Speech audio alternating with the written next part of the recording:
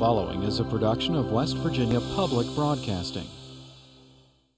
Major funding for Doctors on Call is provided by a grant from the Milan Charitable Foundation. Other funding is provided by the Health Plan, a health maintenance organization serving West Virginia and Ohio since 1979. By the Center for Organ Recovery and Education, supporting Volunteers for Life through organ, tissue, and corneal donation. By Health South Rehabilitation Hospital, serving your rehabilitation needs in Morgantown and Fairmont. And by the faculty and staff of the Robert C. Byrd Health Sciences Center of West Virginia University.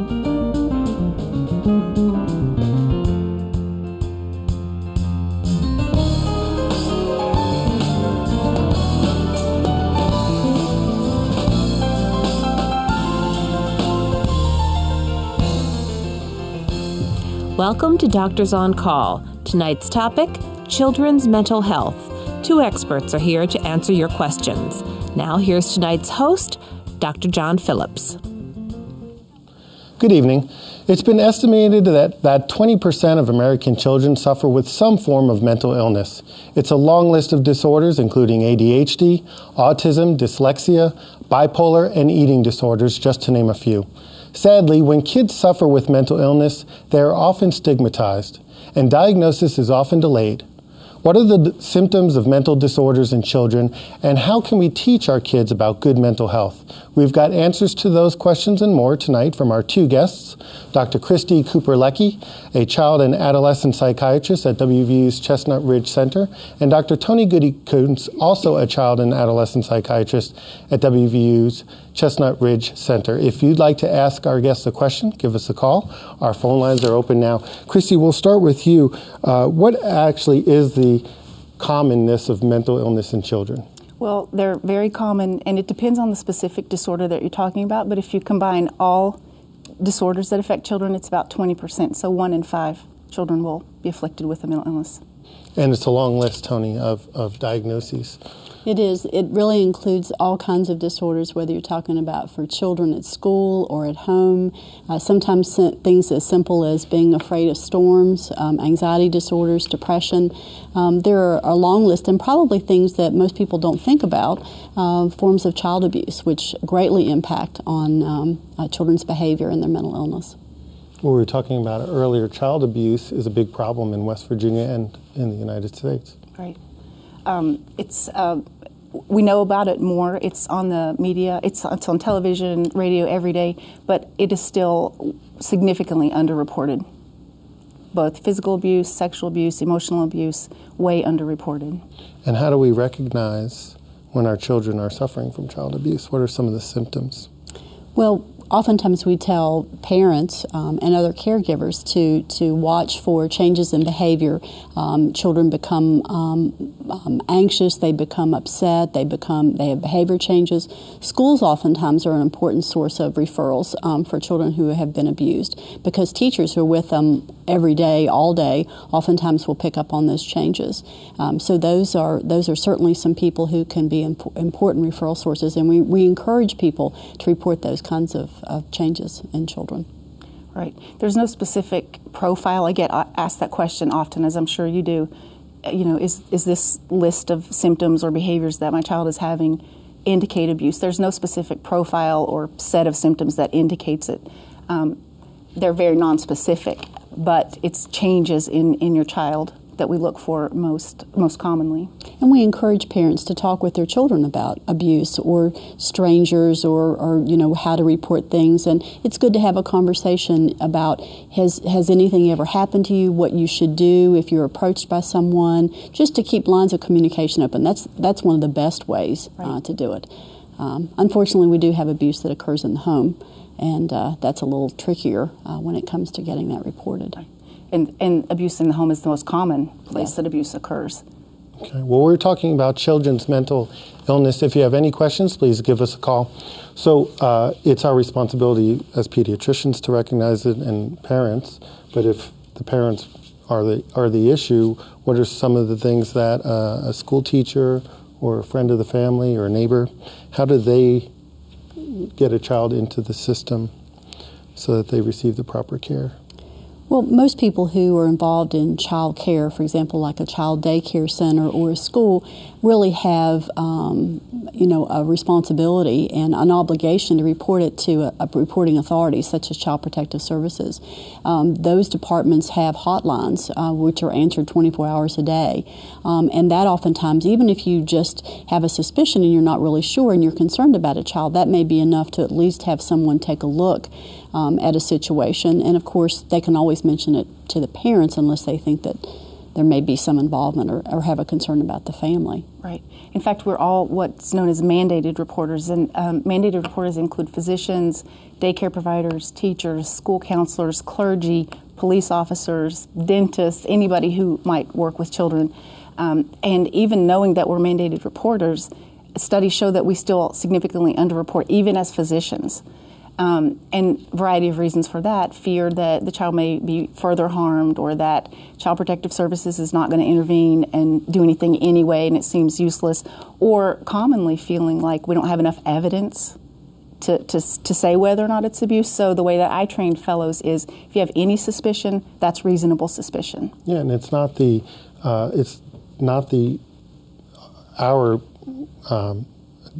we do not need to have the evidence, right? We just need to have the idea. Yes. And then there are the authorities that can raise that evidence. Right, who investigate. And the other thing, too, is that, just because someone appears to be an upstanding person or a professional person or someone you know in the community, that sometimes makes it more difficult because we have these preconceived ideas of who abusers are, but they can be your next-door neighbor or someone that you work with or know. And so, even, we as physicians have to remember that we are mandated reporters and we're required to do that. And prevention is the best medicine. Prevention is the best. We try to do things, treatment in target groups that we know are at risk of abusing children, but prevention is still the best thing. Educating your kids, like Tony said, that's what I do with my own kids. I talk about touch, what people might do, starting at a very early age. What age? 2, 3. Talking about touch, where people can touch, what to do, who can touch you, what kinds of touch it is. As early as children can start to even understand just very simple touch. That's the best thing to do, because we need to empower children to speak out about it. Very good. We were talking about child mental illness. If you have any questions, please give us a call. So we were also talking before that anxiety is very common in our children as well. Is that on the rise? I think that it's always been there, but I think that we see it more.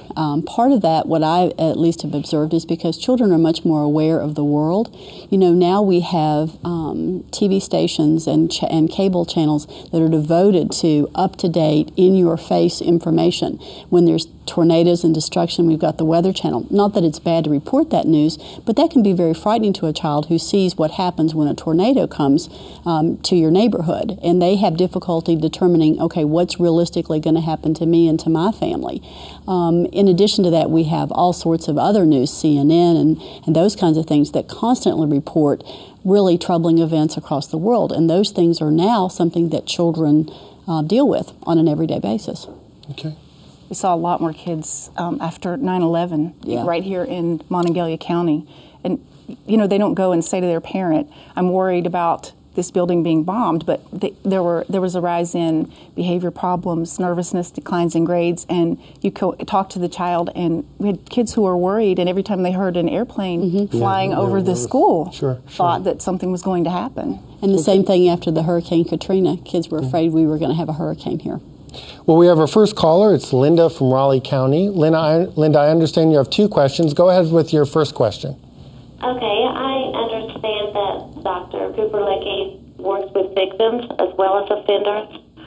I'm just curious, what are the major symptoms of a sexually abused child, and what role does she partake in the rehabilitation of the offender?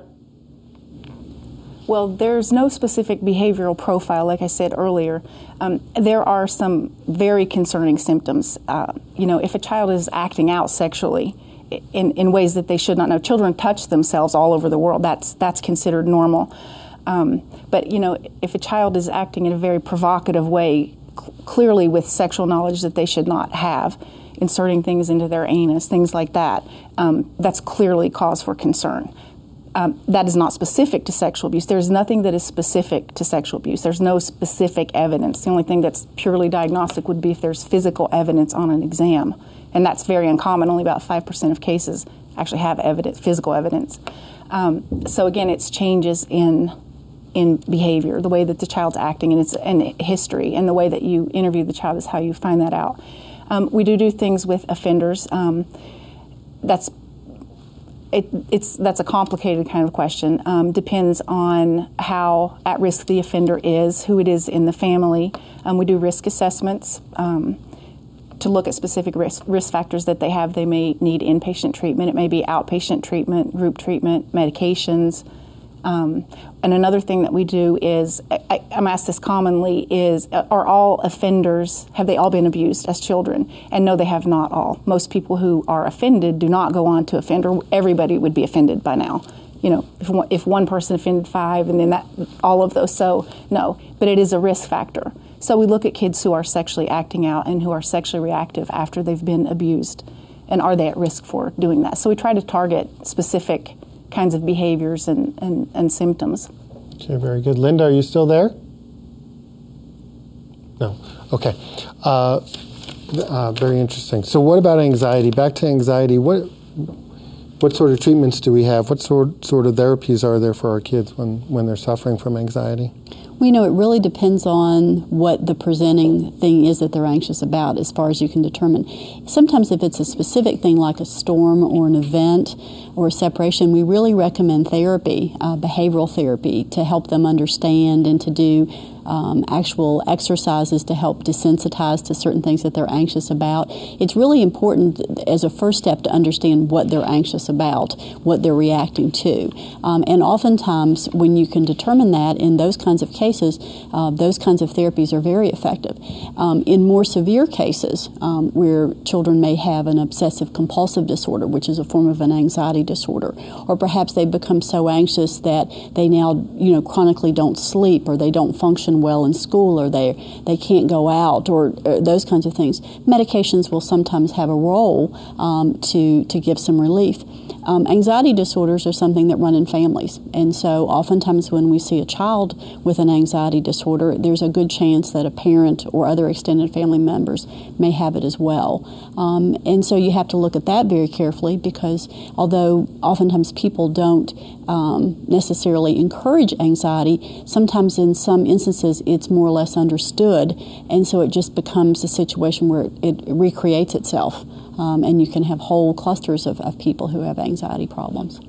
That's a good point. I've had children, I'm sure you have too, where you come in and you don't know what's going on, but you discover that it's obsessive compulsive disorder, and the parent has no idea, and they're like, that's not normal? Like, doesn't everybody do that count and have rituals? And it's normal in the family. But, it's greatly interfering in school if the child has to erase everything 30 times, or they have to repeat everything that the teacher says. They can't get their work done. So that can present as ADHD, and the parents are like, well, I do that same thing. I line everything up and I reorganize things. And so they don't know that it's... Social anxiety can be that way a lot too, because you'll have parents who'll come in and the child doesn't want to go to school, and the parent will say, I had that same problem when I was in school, so I understand. So sometimes we have parents who have wanted to keep their children out of school and have encouraged them to stay at home because that's what they always did. So the therapy isn't just for the child, it's oftentimes for the parent and for the extended family, to help them understand that this is not going to be the most helpful way of life for their child. How much is genetic and how much is environmental that you can tell? Or can we predict which kids are going to have the same issues their parents do? We cannot. Certain disorders are more genetic than others. Bipolar, for example, is a highly genetic. Anxiety disorders are. Most of them have a genetic component. We think of things in what we call the biopsychosocial model. So we look at the biological components, the psychological components, and the social components. So it's all the things that go on in a child's life. So, you may have an anxiety disorder and you may have 3 children and one gets it. So why don't the other 2? Well, it's a variety of things in utero during pregnancy, how they're born, how they're raised, lots of different things. So it's not just the genetic predisposition. It's a combination of all those, not just nature or nurture. Can you explain to our viewers bipolar disorder?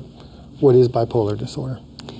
Well, in some ways it's easy to describe what it is not because it's become a very popularized disorder. Bipolar disorder actually refers to a very specific kind of illness where, bi meaning two, there are two different areas of mood. One is a high, or oftentimes referred to as a manic mood, where people are energized. There's a decreased need for sleep. There's an increase in goal, as we call it, goal-directed activities, where they're starting projects and they're not finishing them. People tend to do reckless things and that sort of thing. It's pretty significant when you see it. It's not just simply someone who's in a good mood or who has a lot of energy. And the opposite of that would be depression, which would be a very low mood with, sleep disturbance and appetite disturbance and helplessness and hopelessness and even suicidal thoughts. What's happened over the years is that although this is a legitimate true diagnosis and it does occur, it is rare. It only occurs in about 1% of the general population, and that includes adults. It's even more rare, with children. But there has been a lot of popular discussion about it, and it's commonly equated with mood swings. So we get lots of referrals for people who say, my child has mood swings. They're happy one minute and they're mad the next. And so Christy and I both spend a lot of time helping parents understand that those kinds of normal mood changes are adolescents and children and not necessarily an indication of a more serious mental health disorder. I know you've seen children with, referred for bipolar disorder as well, and I'm sure that's... At what age is it normally diagnosed? It's got to be difficult to diagnose in a young child.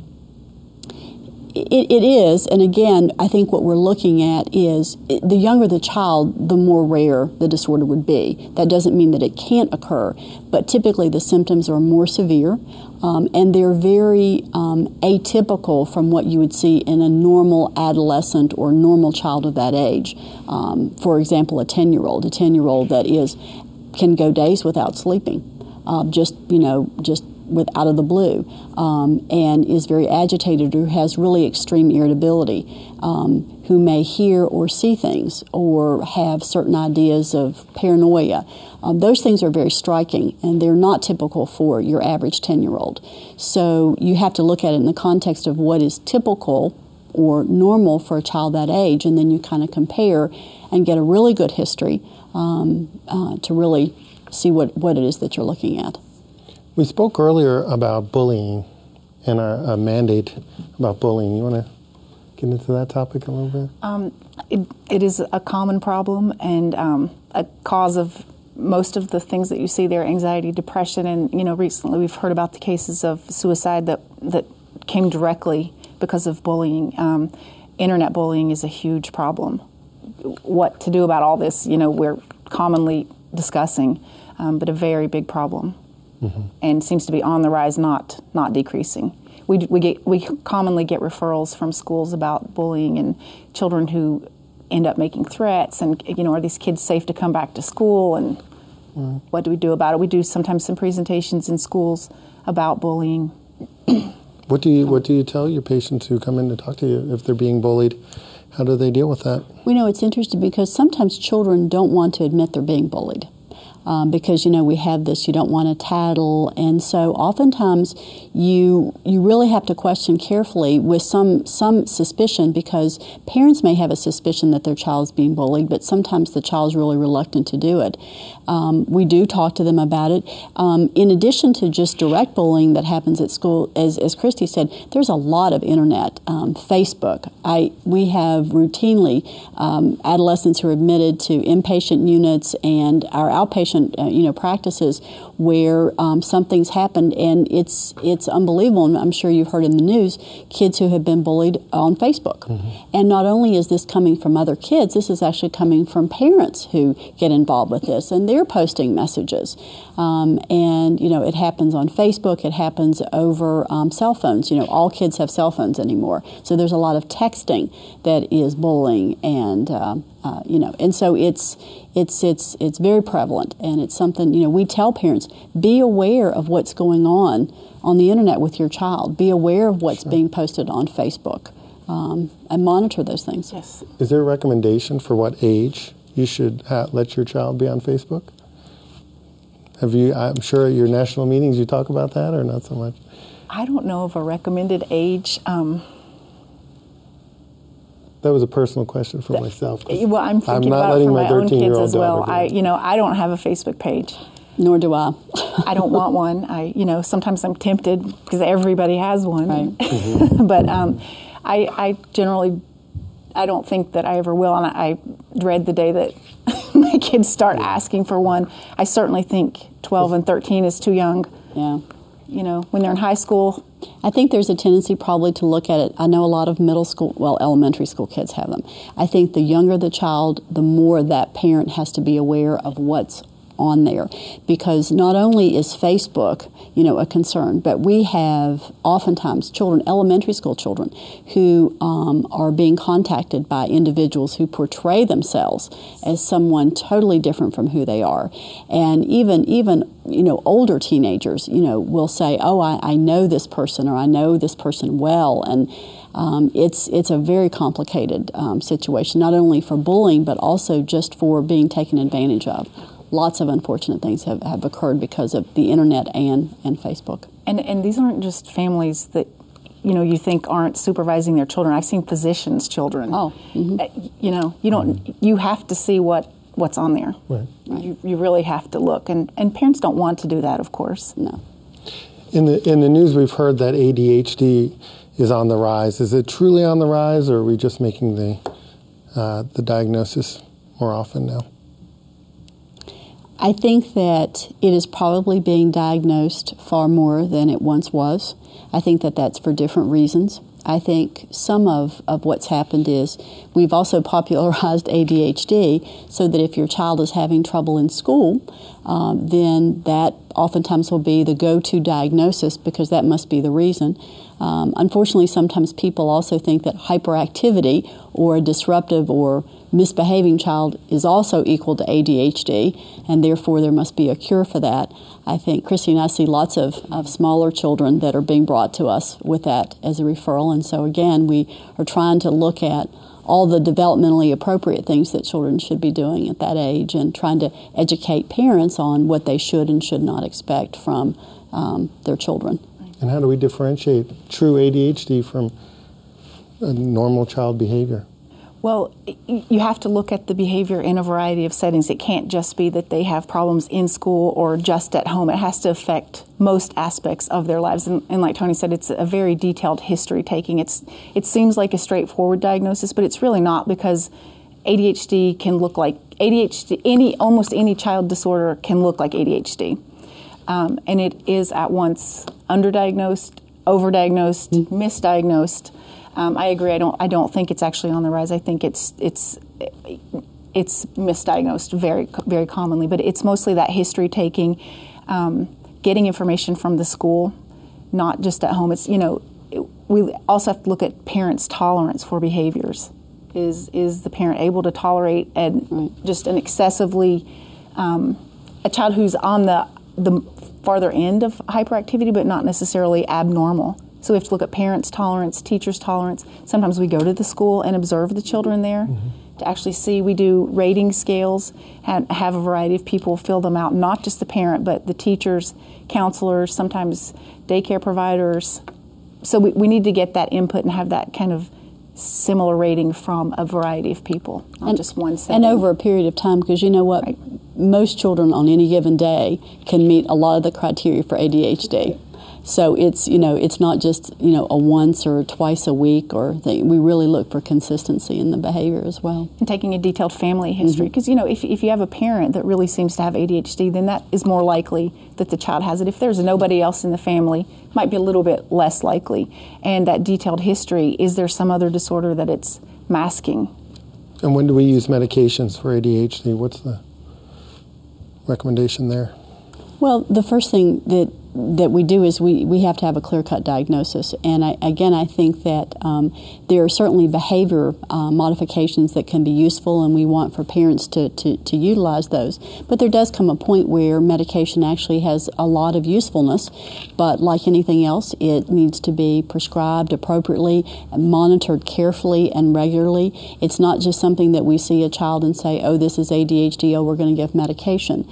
So that's a whole television show in and of itself, just talking about ADHD medications. But it's important to discuss it with your family doctor and to be as educated as you can about the diagnosis and the medications. There's lots of good information out there. Very good. Thank you very much. We've been talking about children's mental illness with Dr. Christy Cooper-Leckie and Dr. Tony Goody-Kuntz. Thank you both for being with us tonight. If you'd like more information, talk to your family doctor or visit our website at wvuhealthcare.com. For Doctors on Call, I'm Dr. John Phillips. Good night and good health. Tune in next week for another edition of Doctors on Call.